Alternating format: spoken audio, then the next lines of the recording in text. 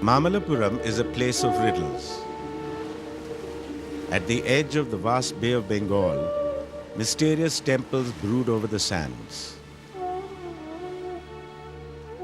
Massive cliffs of carved stone and shrines cut from giant boulders are scattered along the shore.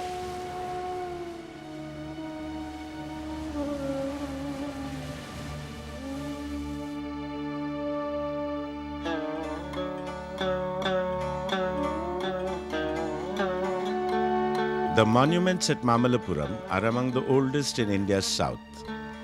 But who built them and why? And why were many of them never finished? Some answers to its riddles lie in the history of the era. Mamallapuram was commissioned by kings of the Pallava Dynasty who ruled between the 6th and the 8th century. The 7th century king Mahendravarman, portrayed in a cave temple with his two queens, was both a warrior and a patron of art. Mahendravarman left us this important musical inscription, 4.5 meters long and 1 meter high, describing 7 ragas or musical modes. The detailed musical notations suggest that the king himself may have played the veena.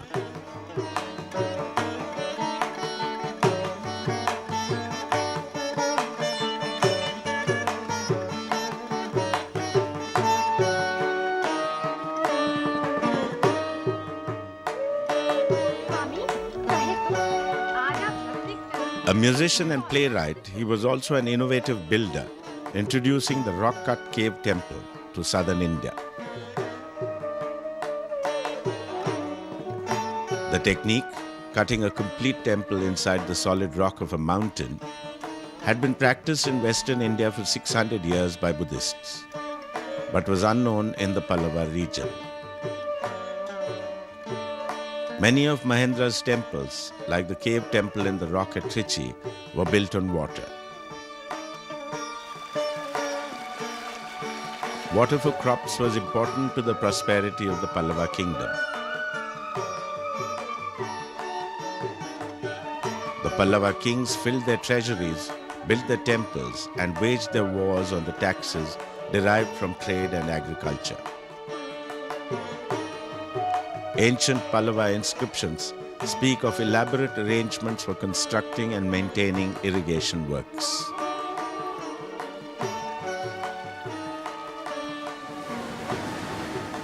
Water was the key to wealth, and wealth the key to building temples.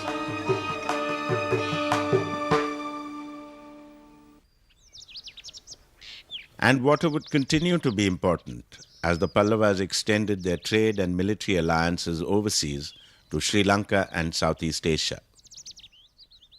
On the coast, there was a town called Mamallapuram, or Town of the Great Hill. Mahendra's son Narasimhavarman, the first Pallava ruler to build there, deepened its harbour for his military fleets and overseas trading vessels. Nicknamed Mamalla, or the Great Warrior, for his military exploits, the king perhaps renamed the town for himself.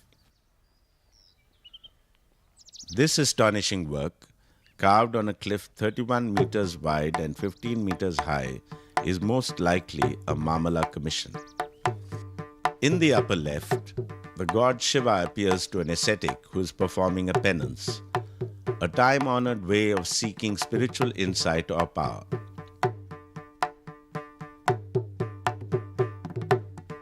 Some think the figure is Arjuna, a hero of the great epic, the Mahabharata, whose penance led Shiva to grant him the use of his own powerful sword. A second tale from the Mahabharata appears nearby. Too lazy to chase the rats around him, this penance-performing cat has cunningly deluded them into approaching him without fear. The ancient text tells us of the sad fate that overtook these trusting rats.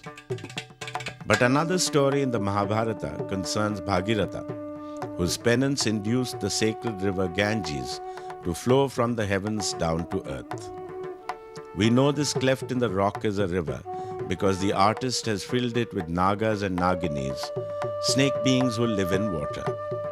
and all the animals are facing the cleft, witnessing the great miracle.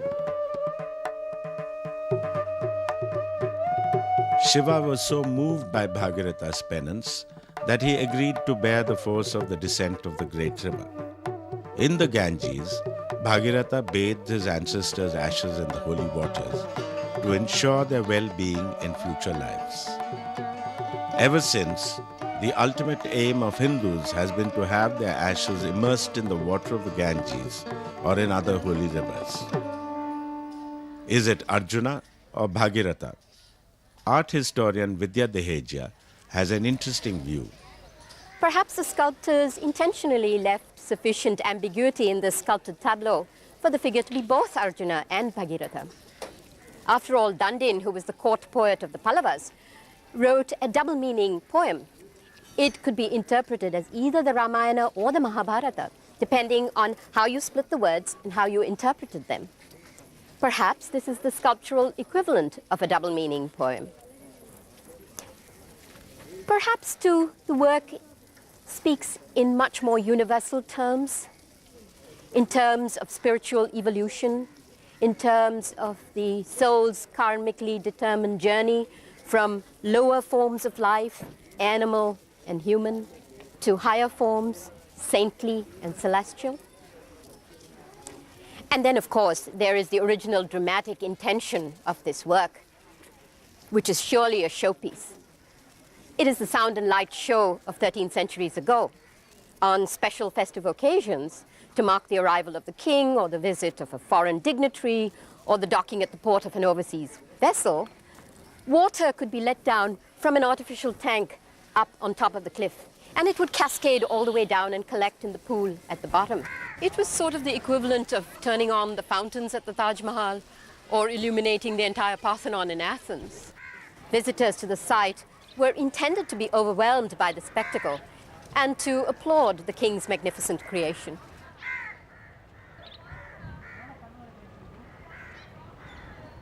The mystery deepens when we consider this smaller relief nearby. It seems to be an unfinished work on exactly the same theme.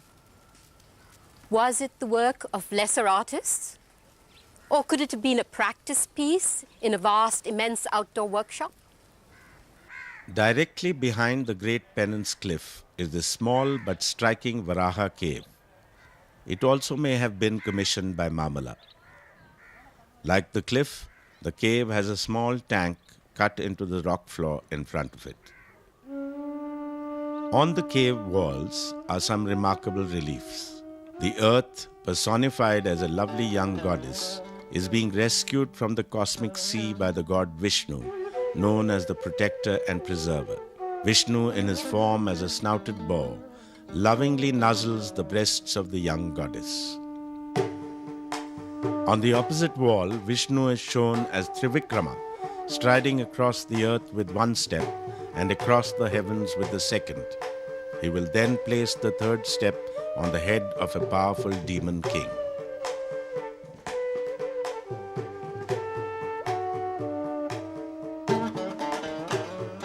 Lakshmi is the wife of Vishnu and goddess of the earth's fertility and fortune.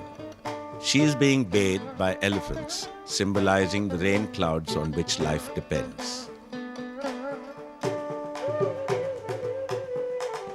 Durga, the warrior goddess and consort of Shiva, receives the ultimate sacrifice. A devotee prepares to cut off his own head. This type of penance was actually performed in the past. The tradition of stone cutting continues here today. Sculptors use the age-old technique squatting on the ground. But to work on an upright cliff to carve the great penance is something else altogether. The stone cutters say it would have taken 20 men 8 or 9 years to complete the project. Further down the beach is a site that looks very much like an outdoor sculptor's workshop. It was probably Mamalla, the instigator of the great Penance panel, who ordered a set of shrines to be carved from immense boulders lying in the sands. The result is a mini course in South Indian architecture, although only one of the shrines is complete and 2 are very unfinished indeed. This one is a stone rendition of a wooden hut with a thatched roof. It's dedicated to the goddess Durga. Her image is carved on the rear wall. And two of her female warriors guard the entrance. In the proportions of these slender figures with their elongated limbs and tall headdresses, we have the typical characteristics of the Pallava style of sculpture. Right out in front here is Durga's mount, the lion. But look at the manner in which the mount is gazing off into the distance instead of respectfully facing the goddess. If this had really been a sacred site, would the lion have been placed quite so casually? Next to it is the typical South Indian temple. It's crowned with the traditional rounded stupi unit, which is repeated in miniature at the corners of each of the lower levels, and in between are small barrel-vaulted units. What's exciting about this is that this is the very first time the southern style is seen. We could be at what is ground zero for the South Indian classical temple. The shrine is probably dedicated to the god Shiva, whom we see here, relaxed and leaning casually against his bull Nandi. But if this really is Shiva's shrine, why does the bull not face his lord and master? He's placed behind him, which is unheard of in a sacred context. Now, this temple is juxtaposed with an animal in a most intriguing manner. It was probably in honor of one of two gods who rides an elephant, judging from this striking creature, and also from the elephants that flank the doorway. But it's the shape of this structure that makes it quite so special. Rectangular in front and circular at the rear with a barrel-vaulted roof, this shape is known in Indian architectural terminology as Gaja Prishta, meaning the rump of an elephant. And here it sits, right next to a carved elephant, rump to rump, so to say, creating a pun in stone. Rock-cut monoliths were carved from the top down, as we see clearly in this unfinished shrine. The top is quite detailed, but the interior is just roughed out. The sculptor seems to have been interrupted in the middle of his work. Here is a taller and more impressive version of the southern style with 3 levels of sculptured decoration.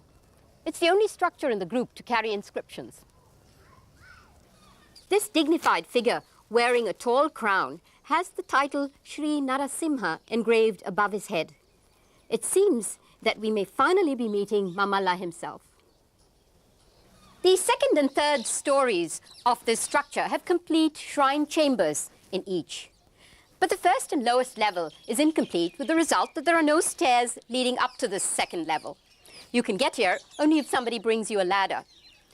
Once here, stairs will lead up to the third level. But there seems to be something missing here, right up on top. Where is the pinnacle? This pinnacle is the only part of the rock-cut structure that was carved separately. If the temple had been complete, the pinnacle would have crowned the very top. Perhaps Mamalla died before work was complete. Perhaps his successors had new interests and different ideas on how to build temples. Certainly, the incomplete nature of the work deepens the mystery surrounding these extraordinary creations. The next ruler, Parameshwara, continued to build at Mamallapuram, but in a new style. This temple on the southern end of the hill, with its slender columns and ornate carvings, was probably built by him. The real treasures are inside.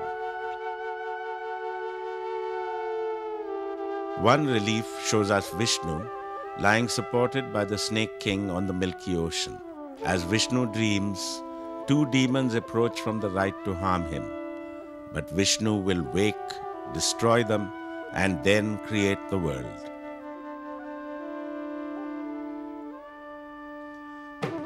Opposite is the battle between the beautiful warrior goddess Durga and the buffalo demon Mahisha, who had taken over the heavens. Aided by her troop of female warriors, she killed him and destroyed his army, some of whom are already dead or dying.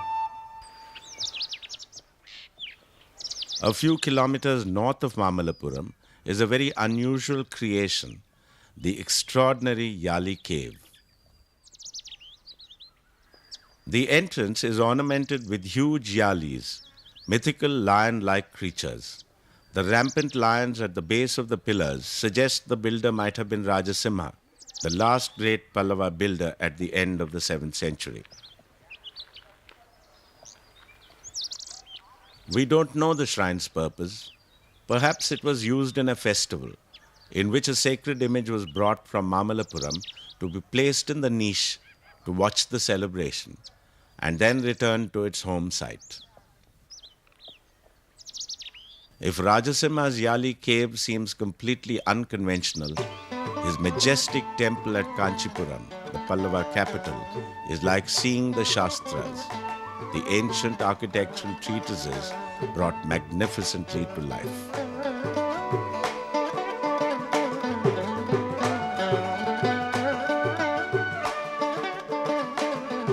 Mount Kailash is Shiva's mountain home in the Himalayas. And Kailashnath, literally Lord of Mount Kailash, is a stone manifestation of all the forms of Shiva.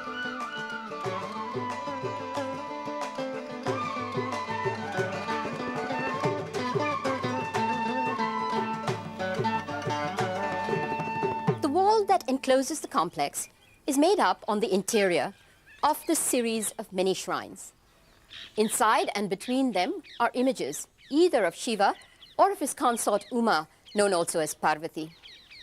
Many of them show Shiva as a family man, accompanied by Uma and their infant son Skanda, a theme that was a favorite with the Pallavas. Most of the images are sculpted, but recent conservation work has revealed early and exquisite paintings beneath the plaster added in later centuries. The complex was also something of a family undertaking. Rajasimha's son Mahendra contributed this small temple, while his queens built the many shrines immediately outside. Visualized as both destroyer and resurrector, Shiva may be thought of as representing nature's permanent power of renewal.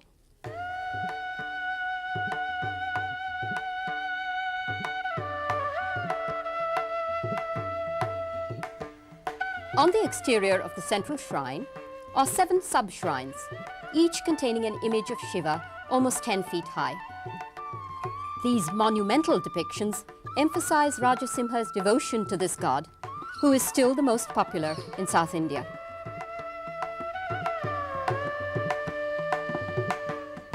We see him as dancer, generating the play of life and death with the gestures of his hands and feet. Or he may appear as the enchanting mendicant, playing his flute to charm all the women of the town. He receives the Ganges in his hair, breaking its fall from heaven so that it does not crush the earth.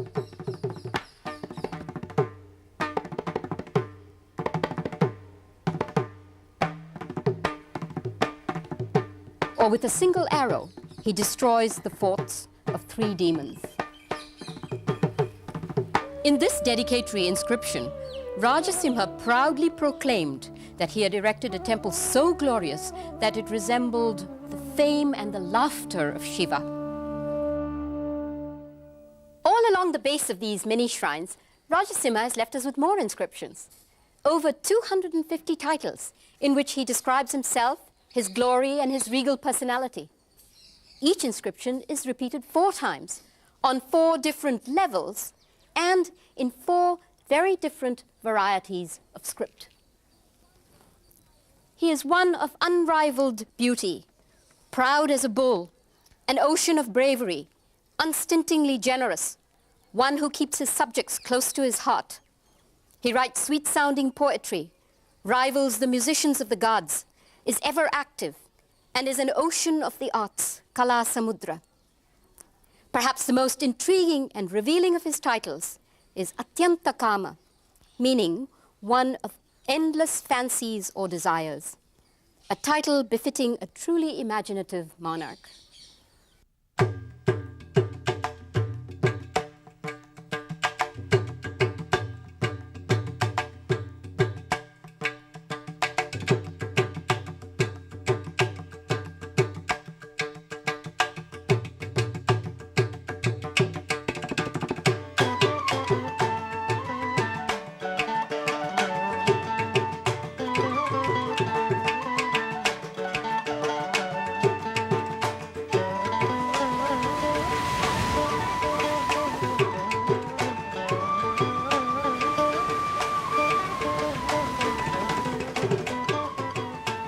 If Kailasanatha is Rajasimha's most dazzling accomplishment, the shore temple at Mamallapuram is the most haunting.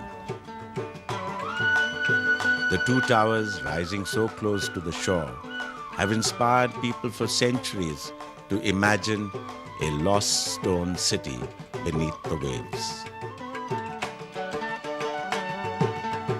For many years, the ocean lapped at the eastern steps of the temple, but a modern seawall protects it for the future.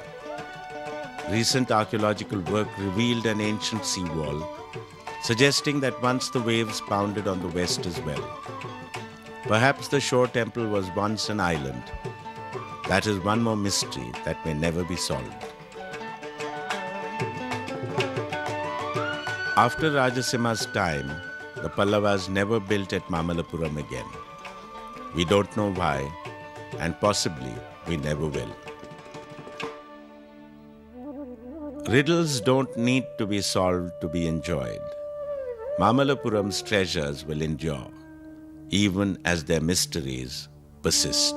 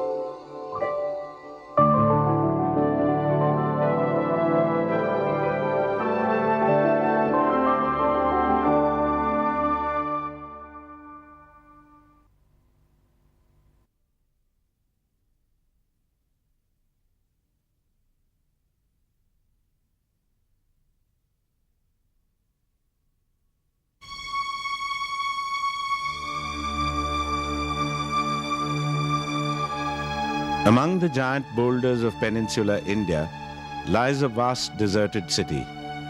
This is a city of myth, Kishkinda, Monkey Kingdom. Ruined temples, palaces, and tumbled walls evoke memories of a once glorious imperial past. A 15th century Persian envoy called Vijayanagara, a city of enormous magnitude and population with a king of perfect rule, whose kingdom stretched more than 1,000 leagues. Its name means city of victory, but today it is a city of ghosts.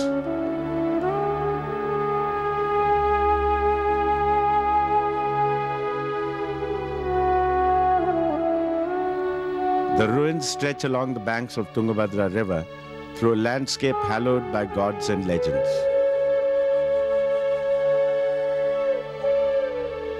The river itself is personified as the goddess Pampa. Legend says the monkey Hanuman, a hero of the Ramayana epic, was born here. On this hallowed ground rose the capital of the greatest South Indian empire. Having flourished for more than 200 years, this magnificent city was sacked, burnt and abandoned after a military disaster in 1565. Why did Vijayanagara arise here, and how did it fall?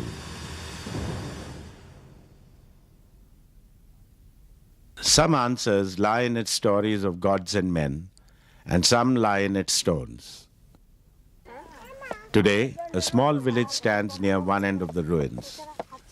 Life here is quiet, much as it was in the 9th and 10th centuries, when this was a sparsely populated temple town.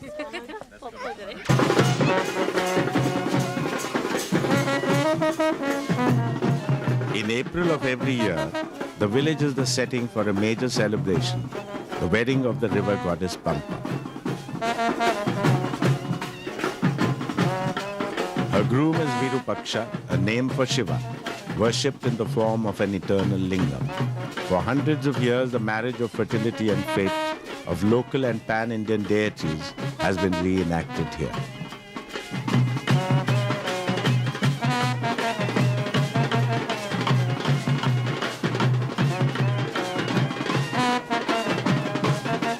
Virupaksha's temple,